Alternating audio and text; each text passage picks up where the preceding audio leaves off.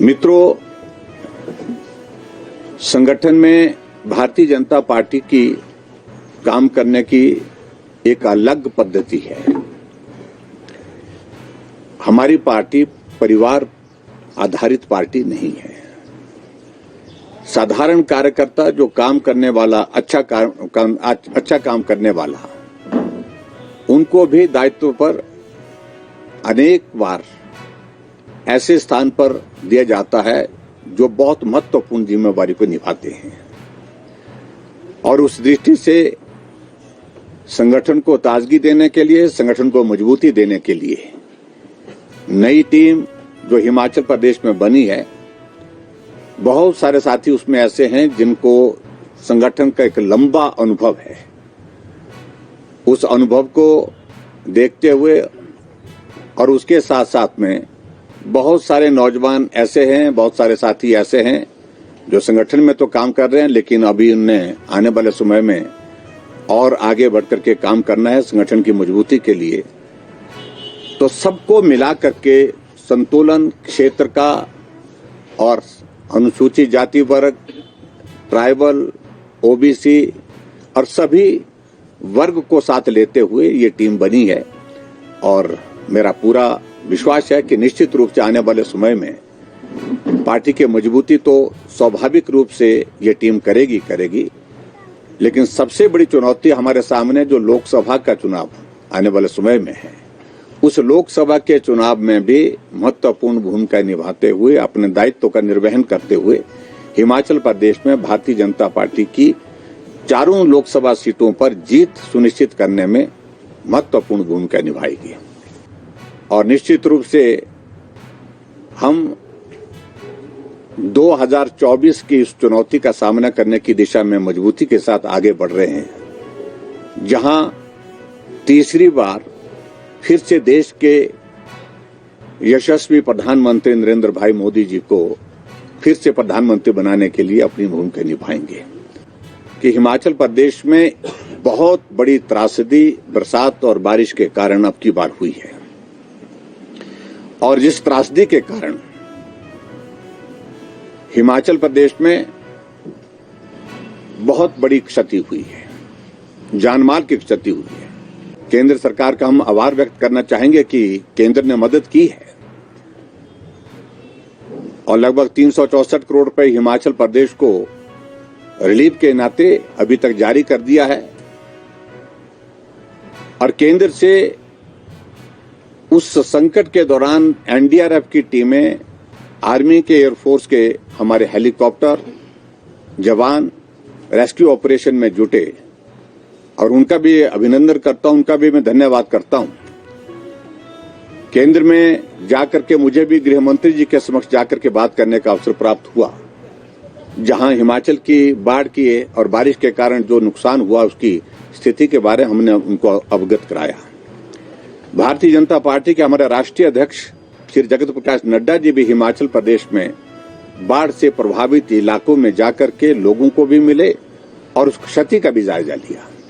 उन्होंने भी केंद्र को इस बारे में अवगत करवाया है।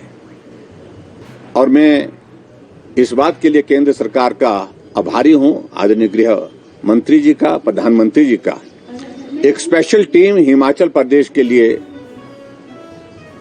बाढ़ का जायजा लेने के लिए हिमाचल के लिए रवाना की गई है, और उस टीम ने अपना काम शुरू कर दिया है। वो टीमें एक कुल्लू मनाली मंडी से होकर के कुल्लू मनाली की तरफ गई है, दूसरी शिमला जिला के अंतर्गत सोलन से होकर के बाढ़ से प्रभावित इलाके में जाकर के जायजा ले रही है, बाढ़ से प्रभावित लोगों को भी मिल रही है। और निश्चित रूप से रिपोर्ट मुकम्मल होने के पश्चात, पूर्ण होने के पश्चात तुरंत उसके बाद फिर आगे बढ़ करके हिमाचल प्रदेश के लिए और क्या मदद हो सकती है, उन सारी चीजों को लेकर के भी केंद्र का सहयोग मिलेगा। अभी बाढ़ का और बरसात का ये दौर चल रहा है। हम एक बात को देख रहे हैं हिमाचल प्रदेश में कांग्रेस के नेताओं में होड़ लगी है, हाथ में जो राहत का पैसा है कांग्रेस के पदाधिकारियों के हाथ में दे दिया गया है। कांग्रेस के पदाधिकारी उस राहत कार्य को, उस पैसे को बांट रहे हैं। अधिकारी पीछे खड़े होकर के जो है वो कोने में हैं और कांग्रेस के नेता कैश के शेप में उस पैसे को बांट करके श्रेय लेने की कोशिश कर रहे हैं। मित्रों, ये पैसा वही है जो आदरणीय प्रधानमंत्री नरेंद्र भाई मोदी जी ने, आदरणीय गृह मंत्री अपने अमित शाह जी ने हिमाचल प्रदेश में बाढ़ से प्रभावित लोगों को राहत देने के रूप में दिया है। कि मुख्यमंत्री कुछ कहते हैं, मंत्री कुछ कहते हैं, और वहां पर इनके विधायक श्रीमान जी ठेव के जो गए कुलदीप राठौर जी, वो कुछ बोलते हैं। यानी कि कोई निर्णय करने की परिस्थिति नहीं बन पा रही है। किलो के हिसाब से सेब बेचने के लिए हम विरोध नहीं कर रहे हैं। हम इस बात को कह रहे हैं कि आप किलो के हिसाब से बेचिए, लेकिन आप इंफ्रास्ट्रक्चर तो पहले तैयार करिए। और वहां लाखों के हिसाब से वहां पर पेटियां वहां पर आगे, बॉक्सेस आगे, कहां तोलने की व्यवस्था है, क्या मैकेनिज्म उसके लिए किया गया, वो मैकेनिज्म किया नहीं गया। और दूसरा उनका कहना है कि 24 रुपए किलो के हिसाब से ही हम खरीदेंगे, और 24 के बाद फिर जो 2 किलो का उसका वेट होता है, क्या नाम, कार्टन का, तो दूसरे जो खरीदने वाले वो कहने लगे कि हम इस हिसाब से नहीं खरीदे, क्योंकि 2 किलो उसका अभी हम काटेंगे। तो बहुत बड़ा एक कोऑर्डिनेशन का इश्यू है ये, जो आपस में बैठ करके रिजॉल्व करना चाहिए था। हम पहले से कह रहे हैं, पहले कांग्रेस ने कहा सत्ता में आने से पहले कि बागबान तय करेंगे सेब का मूल्य, लेकिन क्या आज सरकार हिमाचल प्रदेश में कांग्रेस पार्टी की है, क्या बागबान को निर्धारित करने की आपने इजाजत दी है?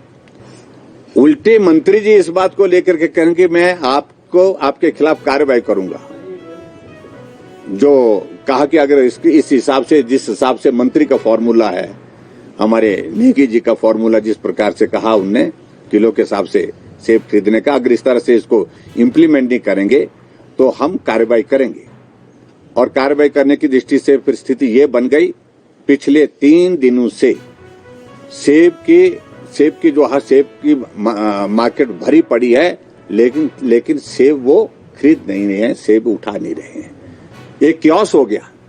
एप्पल को अगर आप खुली मार्केट में 3 दिन रखते हैं तो उसकी शेल्फ लाइफ जो है वो आधी 3 दिन में समाप्त हो जाती है। इस बात को उनको समझना पड़ेगा, उसकी कीमत पर कितना इम्पैक्ट आएगा। हम दूसरे देशों की तरह इस तरह से नहीं कर सकते कि भी सीधा एप्पल को पेड़ से निकालने के, तोड़ने के बाद सीधा वो इस पे कोल्ड स्टोर में जाएगा। वो स्थिति अभी तक हमारे हिमाचल प्रदेश में नहीं बन पाई है। लेकिन जो व्यवस्था यहाँ पर व्यवहारिक रूप से, सुचारू रूप से चलाई जा सकती थी, जो चलाई जा रही थी, उसको तो कम से कम कायम रखे, ताकि बागबानों को क्षति ना हो, नुकसान ना हो। और अब जाकर के पिछले कल रात को मीटिंग हुई है और उसमें हमने निर्णय लिया है कि जैसे बेचना चाहते हैं उस तरह से बेचिए, हमें कोई आपत्ति नहीं है। शायद ऐसा निर्णय हुआ है। तो इसलिए कोई भी निर्णय करने की स्थिति नहीं हो पा रही है इनकी। मुख्यमंत्री कुछ कह रहे हैं लेकिन मंत्री जी कुछ कह देते हैं। इसलिए इसकी सारी चीज को लेकर के कोऑर्डिनेशन का एक काम जो होना चाहिए था वो मिसिंग है, और जिसके कारण सही मायने में तो बात ये कह रहा हूं कि नुकसान बागबान को हो रहा है, परेशानी बागबान को हो रही है। कि 40 करोड़ रुपए की रिकवरी थी। बहुत सारे लोग जो यहां से सेब खरीद करके चले गए थे और उसके बाद पैसा लोगों का नहीं दे रहे थे, बागबानों का पैसा नहीं मिल पा रहा था। हमने सुनिश्चित किया, 40 करोड़ की रिकवरी हमने करके दी है। हमने सख्ती की, SIT कॉन्स्टिट्यूट की और FIR दर्ज हुई। FIR दर्ज होने के बाद वो जो लोग सेब खरीद के गए थे वो अपने आप सेब वालों को ढूंढते हुए पहुंचे कि हम आपको दे देंगे, 2 दिन बाद दे देंगे, 4 दिन बाद देंगे, ऐसा करके देंगे, 4 महीने में दे देंगे, 3 महीने में दे देंगे। लेकिन पैसा मिलना शुरू हुआ। 40 करोड़ रुपए हमने रिकवर किया और बहुत बड़ी राहत है वो बागवानों के लिए, मैं उस दृष्टि से मैं कह सकता हूं। तो इसलिए बहुत चीजें जो कहते हैं वो निर्णय करने की स्थिति में नहीं हो पा रहे हैं, समझ नहीं पा रहे हैं कि करना क्या है।